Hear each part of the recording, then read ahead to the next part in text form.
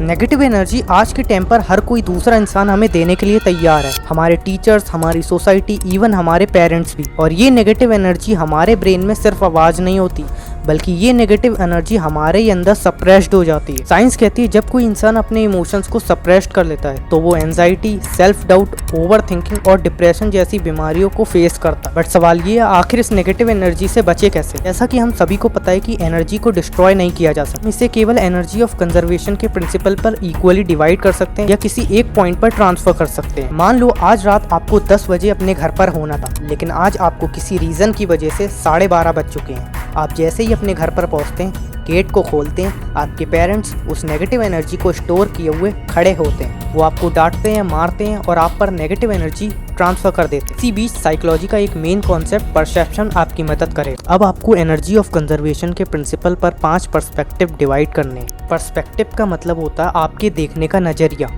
अब मान लो पहला पर्सपेक्टिव ये बनता है कि आज आप लेट आए हैं, इस वजह से उन्होंने आपको डांटा। दूसरा पर्सपेक्टिव ये हो सकता है आज उन्हें किसी टॉपिक पर इम्पोर्टेंट बात करनी थी, लेकिन आप अवेलेबल नहीं हैं। तीसरा पर्सपेक्टिव ये मान लीजिए कि आज आपके घर में कोई प्रॉब्लम हुई थी और आप अवेलेबल नहीं हैं। बाकी 2 पर्सपेक्टिव मैं आपकी कंडीशन पर छोड़ता हूँ। जैसे ही आप अपने माइंड में 5 पर्सपेक्टिव डिवाइड कर लेंगे, आपकी नेगेटिव एनर्जी 20% इक्वली डिवाइड हो जाएगी। इस नेगेटिव एनर्जी में आपकी मिस्टेक्स होंगी, बाकी बची 80% आपकी पॉजिटिविटी, जिसमें आपकी क्लैरिटी, मैच्योरिटी और अंडरस्टैंडिंग होगी। अब आपको इन 5 पर्सपेक्टिव्स को अपने पेरेंट्स के पास लेकर जाना है और उन्हें समझाना। ऐसा करने पर साइकोलॉजी का एक रूल निकल कर आएगा, expression with understanding is equal to transformation. और ये ट्रांसफॉर्मेशन होगा आपका इमोशनल इंटेलिजेंट में। अब आप अपने पेरेंट्स को ब्लेम नहीं कर रहे हैं, बल्कि अब आप उन्हें समझा रहे हैं। एक तरीके से कहें तो आप उन्हें अवेयर कर रहे हैं, और awareness is equal to energy releasing. इस प्रोसेस को थेरेपी में यूज़ किया जाता है, जहाँ क्लिनिकल साइकोलॉजिस्ट इसका यूज़ करते हैं।